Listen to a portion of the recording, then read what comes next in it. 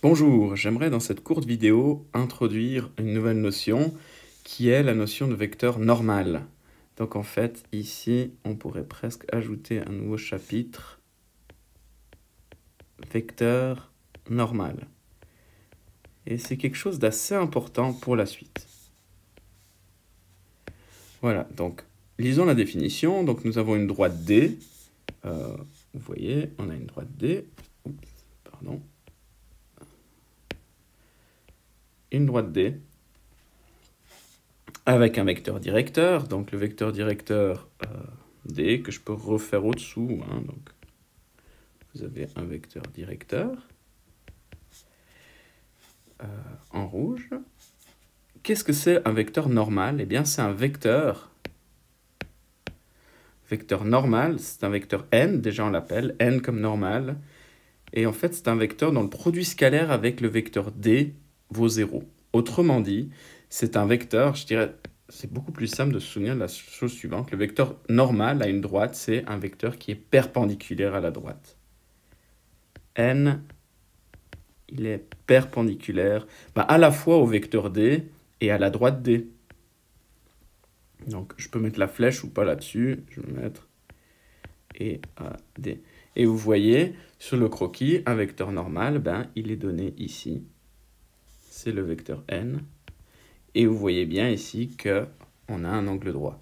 Donc, notez que ce vecteur N, il n'est pas unique. Tout comme le vecteur directeur, j'ai une droite D, celle-là, elle est unique. C'est celle qui est en rose sur mon croquis. Mais je pourrais très bien trouver un autre vecteur N, que je pourrais appeler N2 ici. Il y aurait N3 ici. Enfin, donc sa taille et son sens, alors le N3, il n'est peut-être pas tout à fait... mais bon, enfin, bref, vous voyez qu'il n'est pas unique. C'est ça qu'il faut retenir, je dirais ici.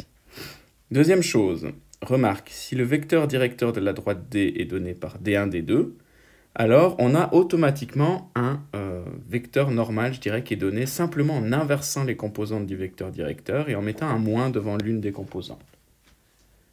En effet, vous voyez ici que si je prends ces deux choses et je fais ce vecteur D scalaire le vecteur N, je trouve D1, D2 scalaire moins D2, D1. Et vous faites ce produit scalaire, vous trouvez bien D1 fois moins D2 plus D2 fois D1, ça nous donne bien 0 dans tous les cas. Donc, produit scalaire qui vaut 0, les deux vecteurs sont perpendiculaires. Donc, si vous avez un vecteur directeur, comme c'est le cas ici, eh bien, vous voyez, ça peut être pratique de s'en souvenir. Le vecteur normal, on ne sait pas tout à fait à quoi il sert encore, mais on peut le trouver simplement en inversant les deux composantes et en ajoutant un moins devant. Voilà, alors un premier théorème qui est utile pour la suite, pour les exercices notamment, c'est si on a un vecteur normal qui est donné par AB,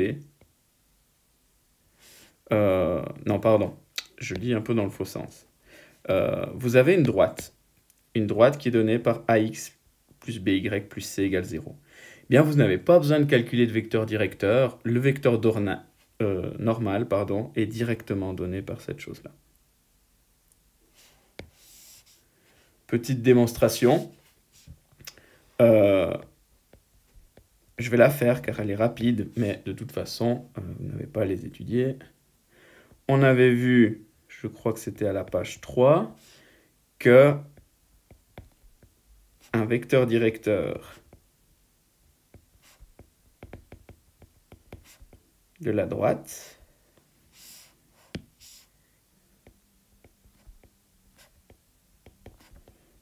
il est donné par le vecteur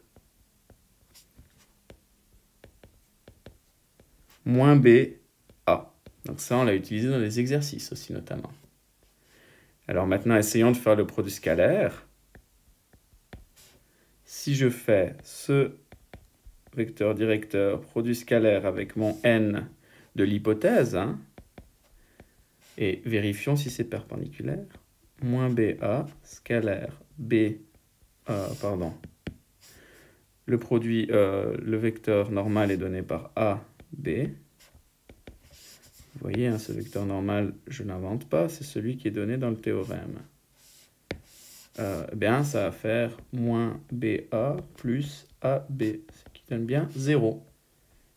Donc ça veut dire que n est bien perpendiculaire à D, le vecteur directeur, ce qui veut dire que n est bien perpendiculaire à la droite D. Et donc, c'est terminé. Donc, vecteur directeur, très simple à se souvenir. Vous avez une droite, 3x plus 2y plus 7 égale 0. Et bien, vecteur directeur, c'est donné par 3 et 2. On peut faire une illustration. Peut-être, je vais la faire en bleu ici. Illustration. C'est peut-être plus utile que la démonstration dans ce cas-ci. Illustration. Si vous avez une droite D qui est donnée par 2x moins 3y plus 8 égale 0, eh bien, uniquement avec ces trois choses, vous arrivez directement à trouver qu'un vecteur directeur va être donné par moins b sur a. Donc, moins b, ça va faire moins 3 sur a, 2. Et un vecteur normal va être simplement donné par la première composante, qui est a, donc 2, moins 3. Voilà comment on procède dans les exercices. Encore une petite remarque. Une droite peut également être définie par un point et un vecteur normal. Alors faisons un exemple pour le prouver, je dirais. On vous donne un point et on vous donne un vecteur normal, n, qui vaut moins 2, 3. Ce que je dois trouver, c'est la droite qui est définie par ces deux choses-là. La première chose que je peux faire, à l'aide du théorème qu'on vient de démontrer, je sais que la droite, en toute généralité, ce sera ax plus by plus c égale 0. Mais je peux remplacer a. Comment je vais faire ça? Ça, c'est a. Et ça, c'est b. Hein, par rapport au théorème qu'on a eu avant, qu'on vient de voir. Donc, ma droite D est donnée par moins 2x plus 3y plus c égale 0. Et maintenant, il me reste à trouver le c. Et pour le faire, comment je fais? Je sais que le point P qu'on nous donne, il est élément de la droite D. Ce qui veut dire que je peux remplacer x et y par les coordonnées de P. Donc, moins 2 fois la première coordonnée de P, plus 3 fois la deuxième coordonnée de P, plus C égale 0.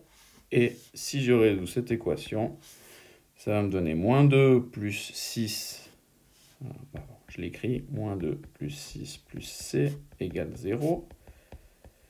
Et donc, C, je vais trouver 4 plus C égale 0, C égale moins 4. Donc, de là, je peux donc conclure que ma droite D, elle est donnée par moins 2x plus 3y moins 4 égale 0. Voilà, donc ça, ce sera plus proche de ce qui vous sera demandé dans les exercices. Vous avez une deuxième remarque sur laquelle on va simplement montrer par un croquis.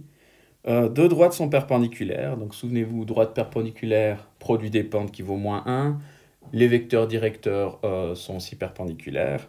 Eh bien, ici, on nous dit que deux droites sont perpendiculaires si et seulement si leurs vecteurs normaux sont aussi perpendiculaires, et donc le produit scalaire de ces vecteurs normaux est égal à 0. Regardez avec le croquis suivant. Si je prends une droite, et alors je vais essayer de tracer une droite perpendiculaire. Donc vous avez une droite D1 et une droite D2. Les deux sont perpendiculaires.